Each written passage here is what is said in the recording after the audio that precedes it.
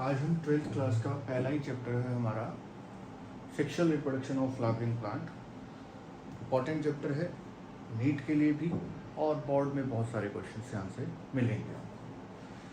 तो sexual reproduction पहले इसका मतलब समझे हम। Sexual reproduction it means male and female. बहुत ही बेसिक सी चीज़ है, जानते हो ये सेक्सुअल में सिर्फ एक ही पेरेंट यानी कि यहाँ सेक्सुअल रिप्रोडक्शन है तो मेल और फीमेल दोनों की बात होगी। और फ्लावरिंग प्लांट 11th में आपने पढ़ा है कि फ्लावरिंग प्लांट्स को हम बोलते हैं एंजियोस्पर्म। जो प्लांट फ्लावर्स देते हैं उसको हम बोलते हैं एंजियोस्पर्म्स। और सेक्सुअल रिप्रोडक्शन यानी कि फ्लावर देने वाले प्लांट्स के अंदर जो रिप्रोडक्शन का तरीका है वो सेक्सुअल रिप्रोडक्शन है।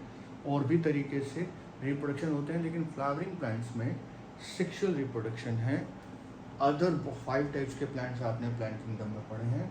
फिलहाल हम एंजियोस्पर्म्स की बात कर रहे हैं। बहुत छोटी क्लासेस में पढ़ लिया है कि जो फ्लावर है उसको हम मेन 4 पार्ट्स में डिवाइड करते हैं। Calyx, Corolla, androecium, gynoecium.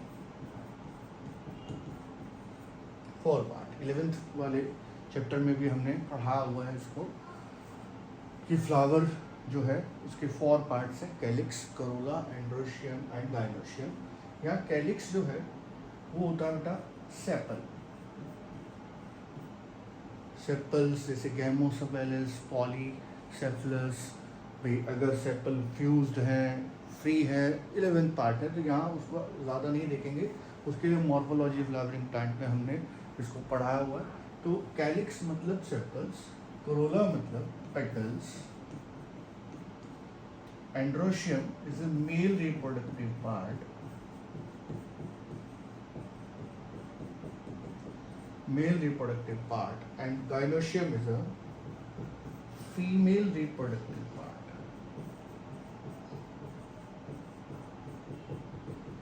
Female reproductive part. अब चैप्टर का नाम क्या है? Sexual reproduction. तो फ्लावर के 4 पार्ट्स हैं, रिक्वायरमेंट है मेन 2 की। मेन 2 कौन? मेल और फीमेल। एंड्रोशियम मेल है, गाइनोशियम फीमेल है, यानी कि रिप्रोडक्शन के लिए ये एसेंशियल पार्ट है।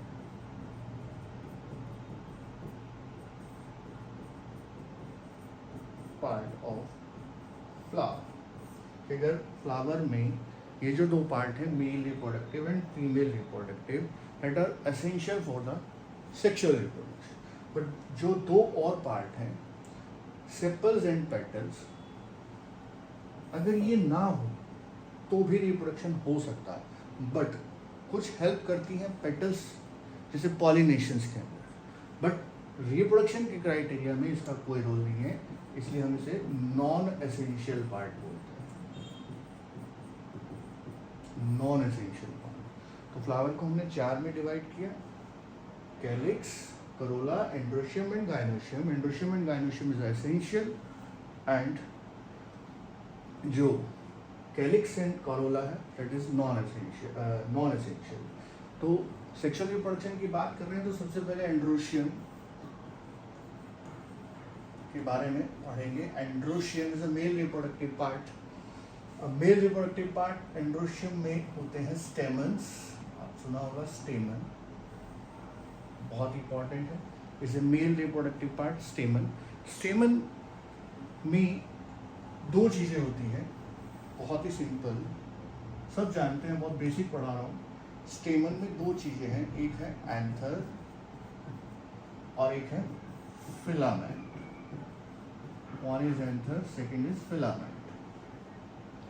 एंथर एंड फिलामेंट दोनों को, एंथर और फिलामेंट दोनों को हम स्टेमन बोलते हैं। और स्टेमन is a male reproductive part. जैसे एंथर ये हो गया एंथर और ये हो गया फिलामेंट।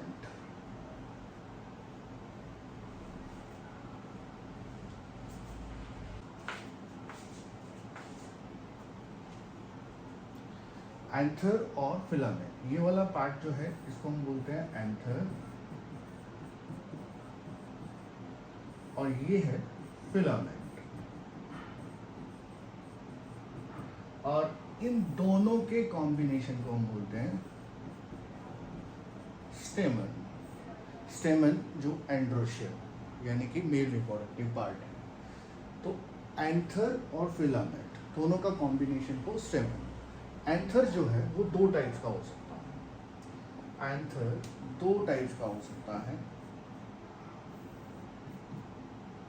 मोनोथिकस और डाइथिकस। मोनोथिकस और डाइथिकस, ये एंथर के दो टाइप्स है। मोनोथिकस का मतलब नाम से समझ आ रहा है, मोनो का मतलब एक, डाई का मतलब दो।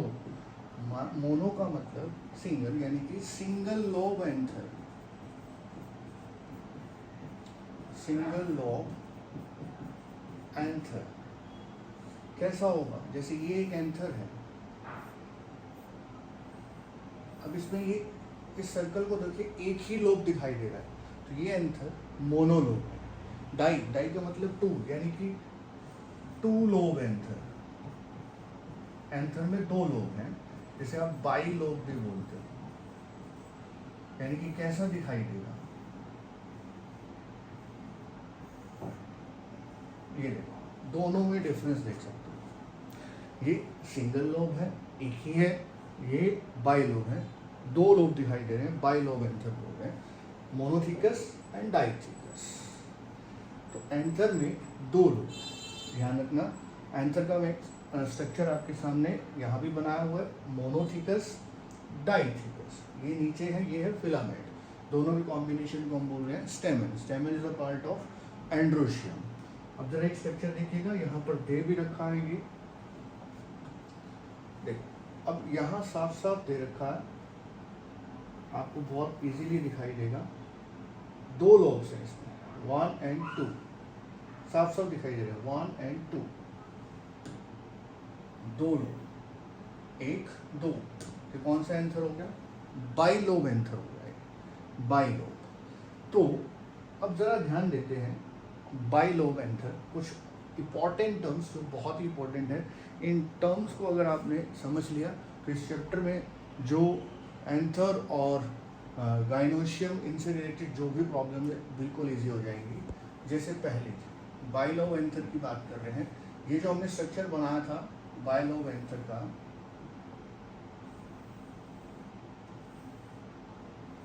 ये जो स्ट्रक्चर है इसको हम एलिस व्यू बोलते हैं। L S longitudinal section, L S. अब कुछ टर्म्स हैं जो बहुत ही इंपॉर्टेंट है, वेरी इंपॉर्टेंट, स्टार कर दिया, स्टार मार्क कर रहा हूँ। ये टर्म्स आपको ध्यान रखनी है, पूरे मेल रिप्रोडक्टिव पार्ट जब तक खत्म नहीं होता, पूरा हर टर्म्स का बहुत इंपॉर्टेंट रोल है। जैसे पहली term, each lobe of anther have 2 microsporangium.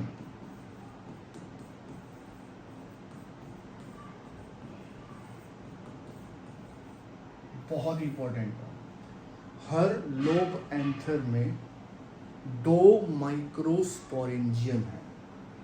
मतलब पीछे चलते हैं, ये कितने लोब एंथर है, एक, तो इसमें कितने माइक्रोस्पोरेंजियम होंगे, 1 2, 2 माइक्रोस्पोर। ये कितने लोब एंथर, 2, हर लोब में 2 हैं, 2 लोब हैं तो टोटल 1 2 3 4। ये 4 जो रेड से मैंने सर्कल बनाए हैं ये माइक्रोस्पोरेंजियम है। यानी क्वेश्चन आए मोनोथिकस में कितने माइक्रोस्पोरेंजियम हैं, तो आपका आंसर होगा 2। डाइथिकस में कितने माइक्रोस्पोरेंजियम हैं, आंसर होगा 4। तो मोनोथिकस को एक और नाम से जाना जा सकता है, द मोनोथिकस एंथर इज बाइस्पोरेंजिएट, बाइस्पोरेंजिएट मतलब 2 स्पोरेंजियम है, and डाइथिकस anther is tetrasporangiate, डाइथिकस anther is tetrasporangiate. ये लाइन समझ आई? ये लाइन है each lobe of anther have 2 microsporangium, clear? ये कितना लोब एंथर है? 2, तो कितने माइक्रोस्पोरेंजियम? 1 2 3 4। ठीक है, यहाँ पर एक क्वेश्चन है जो आप सबके लिए है, बताओ क्या एक एक्सेप्शन है, आपको बता दूं। अभी तक आपने देखा कि मोनोथिकस एंथर में 2 माइक्रोस्पोरेंजियम, डाइथिकस एंथर में 4 माइक्रोस्पोरेंजियम। तो एक एक्सेप्शन बेस्ड क्वेश्चन है, यहाँ से क्वेश्चन आ भी सकता है, कंपटीशन वालों के लिए बड़ा इंपॉर्टेंट है। वो एक्सेप्शन है कि ऐसे प्लांट का नाम बताओ, name of plant have monothecous and मोनोस्पोरेंजियम।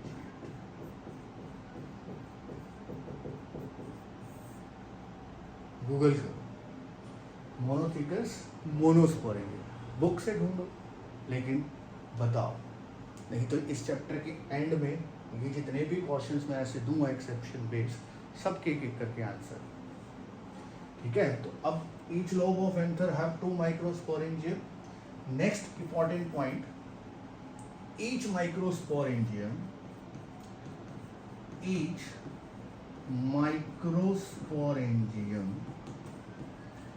have 1 microspore mother cell. बहुत ही बढ़िया, ये 3 टर्म्स ऐसी हैं जो पूरा कंसेप्ट क्लियर करेंगी। पहली मैंने बताई, अब दूसरी। हर माइक्रोस्पोरेंजियम में 1 माइक्रोस्पोर मदर सेल बनती है। हर माइक्रोस्पोरेंजियम में एक बार में 1 माइक्रोस्पोर मदर सेल। कितने माइक्रोस्पोरेंजियम है बाइलोब में? 4। कितने माइक्रोस्पोर मदर सेल हो गए? 4। अगला पॉइंट नोट करो, इस माइक्रोस्पोरेंजियम में एक प्रोसेस चलेगा माइक्रोस्पोर मदर सेल बनने के बाद, माइक्रोस्पोरोजेनेसिस।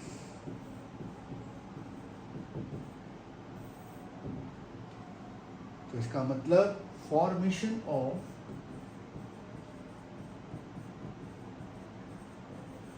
Microspore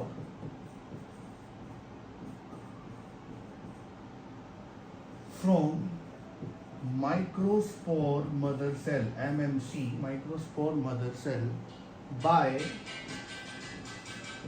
meiosis. मेयोसिस करके 1 माइक्रोस्पोर मदर सेल से 4 माइक्रोस्पोर्स का फॉर्मेशन होगा माइक्रोस्पोरेंजियम। अब 3 पॉइंट है, जरा ध्यान दो। बाइलोब एंथर माइक्रोस्पोरेंजियम कितने? 4। हर माइक्रोस्पोरेंजियम में 1 microspore mother cell, 1 microspore mother cell से 4 माइक्रोस्पोर। तो क्वेश्चन राइज होता है, आंसर करो। मोनोथिकस एंथर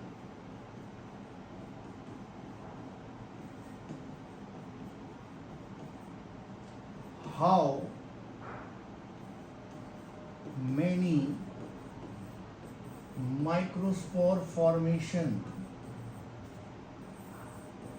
एक टाइम में मोनोथिकस एंथर से कितने माइक्रोस्पोर बनेंगे? Option are 2 4 6 8। कैसे सॉल्व करोगे? बहुत आसान है। मोनोथिकस 1 लोब, कितने माइक्रोस्पोरेंजियम? 2। कितने माइक्रोस्पोर मदर सेल? 2। मेयोसिस करके कितने माइक्रोस्पोर? 4। कितने हो गए? 8। Answer is 8। अगर यहां कह दूं डाइथिकस एंथर, कितने माइक्रोस्पोरेंजियम? बहुत आसान है, सॉल्व करो। Bilobe 4 microsporangium, 4 microspore mother cell, हर माइक्रोस्पोर मदर सेल से 4 माइक्रोस्पोर,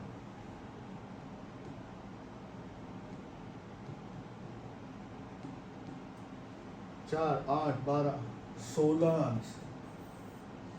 नीट 2018 का क्वेश्चन, इतना आसान कि डाइथिकस एंथर से एक बार में कितने माइक्रोस्पोर्स बनते हैं? Your answer is 16।